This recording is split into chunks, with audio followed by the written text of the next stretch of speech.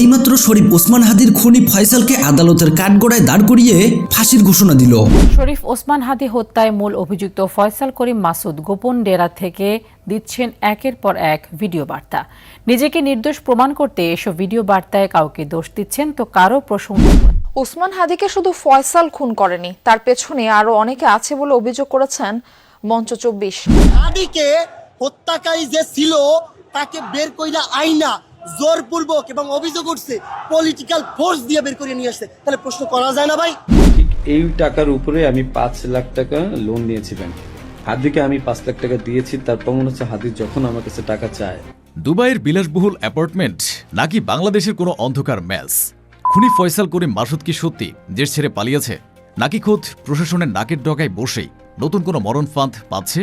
এমনকি বন্ধুরা, ফাঁসির আগেই ফয়সাল করিম মাসুদ ওসমান হাদিকে গুলি করার সাথে কে কে জড়িত ছিল সবার নাম প্রকাশ করে দেয়, আর যার ফলে গ্রেপ্তার হয় মির্জা আব্বাস। এমনকি এই ঘটনার সাথে তারেক রহমানও জড়িত।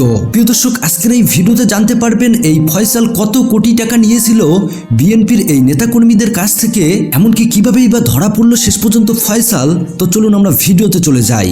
ঠিক এই টাকার উপরে আমি 5 লাখ টাকা লোন নিয়েছি ব্যাংকে। হাদিকে আমি 5 লাখ টাকা দিয়েছি, তার প্রমাণ হচ্ছে হাদি যখন আমার কাছে টাকা চায়। দুবাইয়ের বিলাসবহুল অ্যাপার্টমেন্ট নাকি বাংলাদেশের কোনো অন্ধকার ম্যাচ? খুনি ফয়সাল করিম মাসুদ কি সত্যি দেশ ছেড়ে পালিয়েছে, নাকি খোদ প্রশাসনের নাকের ডগায় বসেই নতুন কোনো মরণ ফাঁদ পাচ্ছে? ফেসবুক লাইভে এসে ফয়সালের দেওয়া প্রতিটি তথ্যের আড়ালে লুকিয়ে আছে এক ভয়াবহ জালিয়াতি। তোমরা যে স্বরাষ্ট্র উপদেষ্টা থেকে বের করতে চাইতেছো আমরা কোথায় আছি, সে তো বলবে না আমরা কোথায়, তাকে তো আমরা কিনে ফেলাইছি। যা শুনলে আপনার গায়ের লোম খাড়া হয়ে যাবে।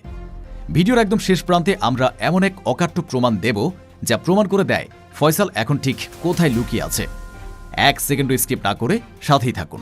শহীদ শরীফ ওসমান হাদি, যাকে নির্মমভাবে হত্যা করে রাজপথ রক্তে রঞ্জিত করা হয়েছিল, সেই হত্যাকাণ্ডের প্রধান কারিগর শুটার ফয়সাল করিম মাসুদ দীর্ঘদিনের নীরবতা ভেঙে হঠাৎ সে প্রকাশ্যে এলো সোশ্যাল মিডিয়ায়। একের পর এক দাবি করে নিজেকে নির্দোষ প্রমাণের চেষ্টা করল। আমাকে খুব মিথ্যাভাবে ফাঁসানো হয়েছে, আমি বলছি জড়িত না, বাবা মা জড়িত না।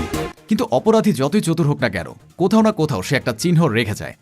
ফয়সালের সেই 10 মিনিটের লাইভ ভিডিও বিশ্লেষণ করে আমাদের ইনভেস্টিগেশন টিম যা খুঁজে পেয়েছে তার রীতিমতো পিলে চমকানোর মতো। লাইভে ফয়সাল বারবার দাবি করেছিল সে দুবাইয়ে গোল্ডেন ভিসা নিয়ে আয়েশ করছে।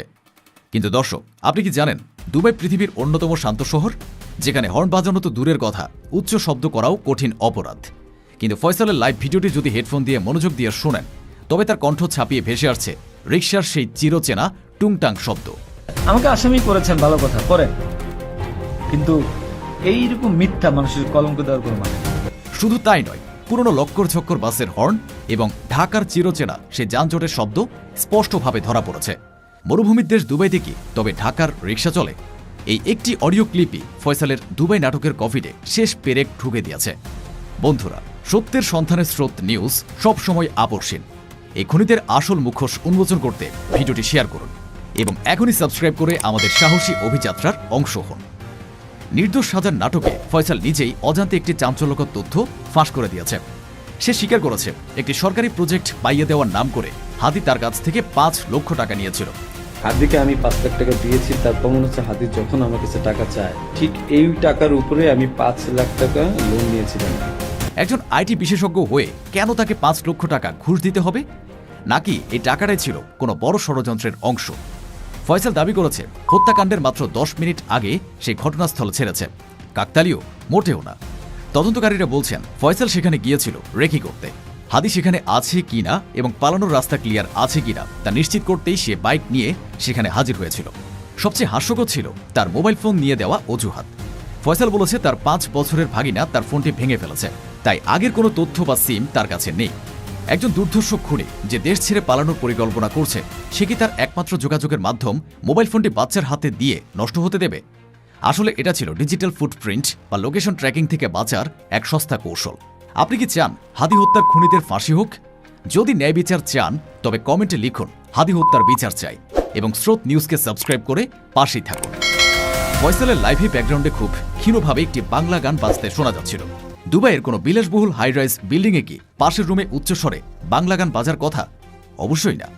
এটি তখনই সম্ভব যখন আপনি বাংলাদেশের কোনো ঘনবসতিপূর্ণ কলোনি বা মেসে আত্মগোপন করে থাকেন। তদন্তের জালে এটা স্পষ্ট যে ফয়সাল দুবাইয়ের কোনো গোল্ডেন ভিসা হোল্ডার নয়, বরং সে বর্ডারের খুব কাছাকাছি বা দেশের ভেতরে কোনো প্রভাবশালী মহলের আশ্রয়ে লুকিয়ে আছে। তার দেখানো ভিসার কপিটি ছিল এডিট করা অথবা কোনো পুরনো মেয়াদের কাগজ। ফয়সাল করিম মাসুদ লাইভে এসে যে মায়াকান্না কেঁদেছে তা ছিল স্রেফ সাধারণ মানুষকে বিভ্রান্ত করার একটি চাল। সে ভেবেছিল লোকেশন দুবাই দেখালেই পুলিশ তাকে খোঁজা বন্ধ করে দেবে, কিন্তু সত্য কখনো চাপা থাকে না। তার প্রতিটি কথা, প্রতিটি শব্দ তাকে ধরিয়ে দেওয়ার জন্য যথেষ্ট। হাদির আত্মা তখনই শান্তি পাবে যখন এই চিহ্নিত খুনিকে কাঠগড়ায় দাঁড় করানো হবে। দেশ এবং দশের স্বার্থে এই ভিডিওটি এখনই শেয়ার করে ছড়িয়ে দিন। রাজনৈতিক প্রতিহিংসার বলি ইনকিলাব মঞ্চের মুখপাত্র ওসমান হাদি। তাকে হত্যা করার নির্দেশদাতা সাবেক কাউন্সিলর ও যুবলীগ নেতা তাইজুল ইসলাম বাপ্পি। হত্যা মামলায় পলাতক ফয়সাল করিম মাসুদ সহ 17 জনের বিরুদ্ধে আদালতে চার্জশিট দিয়েছে পুলিশ, যাদের 6 জন এখনও পলাতক। 12 ডিসেম্বর রাজধানীর বক্স কালভার্ট রোডে ওসমান হাদিকে এভাবে গুলি করার পর থেকেই অনুসন্ধানে নামে আইনশৃঙ্খলা বাহিনী। এই ঘটনায় অভিযুক্ত ফয়সাল করিম তার সহযোগী আলমগীরকে নিয়ে পালিয়ে যায় ভারতে। তবে ফয়সালের বাবা মা, স্ত্রী ও বান্ধবী সহ চার্জশিটভুক্ত 11 জনকে গ্রেপ্তার করে পুলিশ ও র্যাব। এই ন্যাক্কারজনক ঘটনার প্রেক্ষিতে মঙ্গলবার এ চাঞ্চল্যকর হত্যাকাণ্ডে দায়ের করা মামলার অভিযোগপত্র দাখিল ইস্যুতে সংবাদ সম্মেলন ডাকে ঢাকা মহানগর গোয়েন্দা পুলিশ ডিবি। সংস্থাটির প্রধান জানান, 17 জনকে অভিযুক্ত করে দেয়া হয়েছে চার্জশিট, যার মধ্যে 6 জন এখনো পলাতক। নতুন এবং ফিরে আসা গ্রাহকদের জন্য নগদে চলছে ক্যাশব্যাক সহ প্রতিদিন হাজারো উপহার জেতার সুযোগ। হবে আশা আর ফেরা, সারপ্রাইজ সেরা। আসামিদের সম্পৃক্ত তদন্ত এগুলো প্রমাণিত হয় এজাহার নামে পলাতক আসামি ফয়সাল করিম মাসুদ ওরফে রাহুল ওরফে দাউদ এবং তদন্তের প্রাপ্ত আলমগীর, তাজুল ইসলাম চৌধুরী বাপ্পি, ফিলিপ ইসলাম, মুক্তি মাহমুদ সহ মোট 17 জনের বিরুদ্ধে পেনাল কোডের 120-এর বি, 302, 201, 109 এবং 34 ধারায় অপরাধ প্রাথমিকভাবে প্রমাণিত হয়। ডিবির দাবি, রাজনৈতিক প্রতিহিংসার কারণেই হাদিকে হত্যা করা হয়, যার নির্দেশদাতা ডিএনসিসির 6 নম্বর ওয়ার্ডের সাবেক কাউন্সিলর ও ঢাকা মহানগর উত্তর যুবলীগের সাংগঠনিক সম্পাদক তাইজুল ইসলাম চৌধুরী ওরফে বাপ্পি।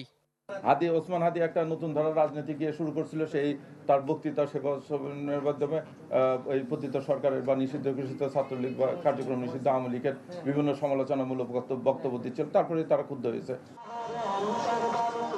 এদিকে শরীফ ওসমান হাদির হত্যার বিচার ও ঘোষিত 4 দফা দাবি আদায়ের লক্ষ্যে চতুর্থ দিনের মতো মার্চ ফর ইনসাফ কর্মসূচি পালন করে ইনকিলাব মঞ্চ।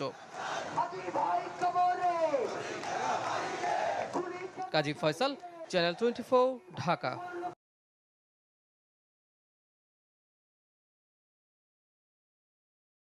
রাজনৈতিক প্রতিহিংসার বলি ইনকিলাব মঞ্চের মুখপাত্র ওসমান হাদি। তাকে হত্যা করার নির্দেশদাতা সাবেক কাউন্সিলর ও যুবলীগ নেতা তাইজুল ইসলাম বাপ্পি। হত্যা মামলায় পলাতক ফয়সাল করিম মাসুদ সহ 17 জনের বিরুদ্ধে আদালতে চার্জশিট দিয়েছে পুলিশ, যাদের 6 জন এখনও পলাতক। 12 ডিসেম্বর রাজধানীর বক্স কালভার্ট রোডে ওসমান হাদিকে এভাবে গুলি করার পর থেকেই অনুসন্ধানে নামে আইনশৃঙ্খলা বাহিনী। এই ঘটনায় অভিযুক্ত ফয়সাল করিম তার সহযোগী আলমগীরকে নিয়ে পালিয়ে যায় ভারতে। তবে ফয়সালের বাবা মা, স্ত্রী ও বান্ধবী সহ চার্জশিটভুক্ত 11 জনকে গ্রেপ্তার করে পুলিশ ও র্যাব। এই ন্যাক্কারজনক ঘটনার প্রেক্ষিতে মঙ্গলবার এ চাঞ্চল্যকর হত্যাকাণ্ডে দায়ের করা মামলার অভিযোগপত্র দাখিল ইস্যুতে সংবাদ সম্মেলন ডাকে ঢাকা মহানগর গোয়েন্দা পুলিশ ডিবি। সংস্থাটির প্রধান জানান, 17 জনকে অভিযুক্ত করে দেয়া হয়েছে চার্জশিট, যার মধ্যে 6 জন এখনো তদন্ত এগুলো প্রমাণিত হয় এজাহার নামে পলাতক আসামি ফয়সাল করিম মাসুদ ওরফে রাহুল ওরফে দাউদ এবং তদন্তের প্রাপ্ত আলমগীর, তাজুল ইসলাম চৌধুরী বাপ্পি, ফিলিপ ইসলাম, মুক্তি মাহমুদ সহ মোট 17 জনের বিরুদ্ধে পেনাল কোডের 120-এর বি, 302, 201, 109 এবং 34 ধারায় অপরাধ প্রাথমিকভাবে প্রমাণিত হয়। ডিবির দাবি, রাজনৈতিক প্রতিহিংসার কারণেই হাদিকে হত্যা করা হয়, যার নির্দেশদাতা ডিএনসিসির 6 নম্বর ওয়ার্ডের সাবেক কাউন্সিলর ও ঢাকা মহানগর উত্তর যুবলীগের সাংগঠনিক সম্পাদক তাইজুল ইসলাম চৌধুরী ওরফে বাপ্পি। ওসমান হাদি একটা নতুন ধারার রাজনীতি গিয়ে শুরু করছিল। সেই তার বক্তৃতা সেবার মাধ্যমে এই পতিত সরকারের বা নিষিদ্ধ ঘোষিত ছাত্রলীগ বা কার্যক্রম নিষিদ্ধ আওয়ামী লীগের বিভিন্ন সমালোচনামূলক বক্তব্য দিচ্ছিল। তারপরে তারা ক্ষুব্ধ হয়েছে। এদিকে শরীফ ওসমান হাদির হত্যার বিচার ও ঘোষিত 4 দফা দাবি আদায়ের লক্ষ্যে চতুর্থ দিনের মতো মার্চ ফর ইনসাফ কর্মসূচি পালন করে ইনকিলাব মঞ্চ।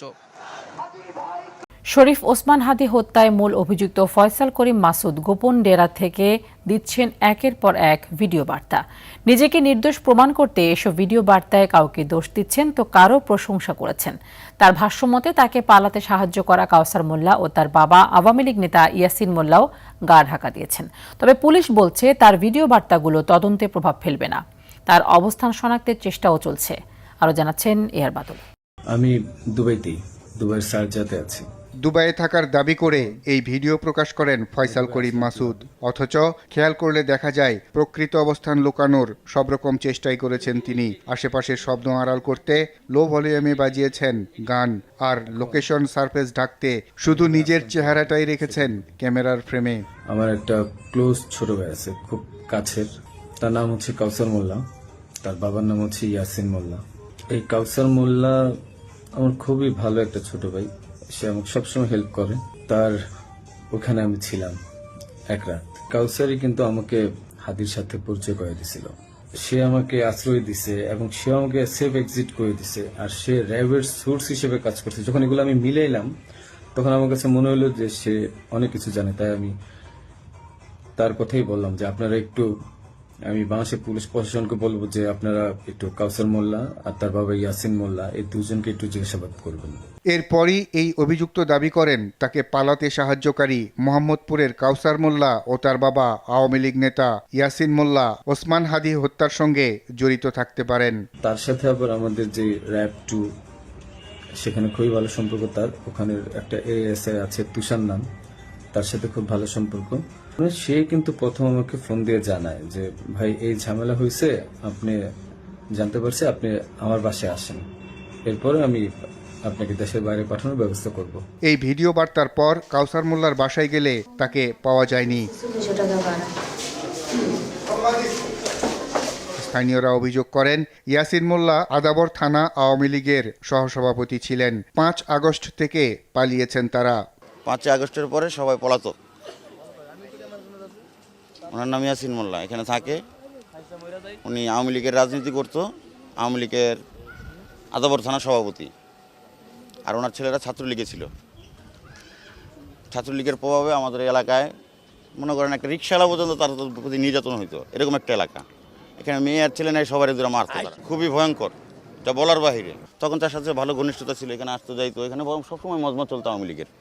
এখানে ওই অস্ত্র এলাকায় 2-4টা-5টা বাড়ি দখল করেও তারা থাকতো, কোনো ভাড়া টাড়া দিত না। পুলিশ জানায় অভিযুক্ত ফয়সাল করিম মাসুদের ভিডিওগুলোর বিষয়ে তারা অবগত। তার যে বক্তব্য সেটা আসলে সঠিক কিনা বা এই বিষয়গুলো সে যেটা ক্লেম করছে সেটা তদন্তে প্রভাব ফেলবে না বলেন। আসামি শনাক্ত হওয়ার পর অভিযুক্ত ব্যক্তির ভিডিও বার্তাগুলো গুরুত্বহীন। কোন একটা ঘটনার সাথে কেউ জড়িত থাকে, সে শনাক্ত হওয়ার পরে যদি কেউ তদন্তকারী কর্মকর্তাদের বিভ্রান্ত করার জন্য অজ্ঞাত স্থান থেকে সব এরকম ভিডিও বার্তা দেয়, সেগুলো আমাদের কাছে মুখ্য বিষয় না। আমাদের কাছে মুখ্য বিষয় হচ্ছে যারা ইতিমধ্যে এই ঘটনার সাথে জড়িত তারা শনাক্ত হয়েছে এবং তাদেরকে আইনের আওতায় নিয়ে আসাই হচ্ছে আমাদের মূল লক্ষ্য। তবে সংশ্লিষ্টরা মনে করেন বিষয়গুলো খতিয়ে দেখা উচিত। প্রিয় দর্শক, এতক্ষণ থেকে পুরো ভিডিওটি প্রথম থেকে শেষ পর্যন্ত দেখার জন্য আপনাদেরকে অসংখ্য ধন্যবাদ। পুরো ভিডিওতে দেখতেই পেলেন দেশের মধ্যেই লুকিয়ে ছিল এই মীর জাফর ফয়সাল, যে কিনা একজন ওসমান হাদির কাছের বন্ধু ছিল। কিন্তু এখন সে লাইভে এসে বলতেছে ওসমান হাদিকে নাকি সে অনেক টাকা পয়সা দিয়ে হেল্প করেছে। মানে প্রত্যেকটা চোরই কিন্তু এইরকম করেই বলে আমরা চুরি করিনি। ওসমান হাদির এই ঘটনার সাথে বিএনপি 100% জড়িত, যেটা গোটা বাংলাদেশের মানুষ বলতে। তাছাড়াও ফয়সালকে দেখা যায় বিএনপির নামে ভালো কথা বলতে, কিন্তু জামায়াতের নামে সে বদনাম বলে। এতেই সবাই সন্দেহ করতেছে এই ঘটনার সাথে সবচেয়ে বড় দল বিএনপি জড়িত। এই বিষয় নিয়ে আপনাদের মতামত কি কমেন্ট বক্সে জানাবেন, পারলে ভিডিওটি শেয়ার করে দেবেন। আল্লাহ হাফেজ।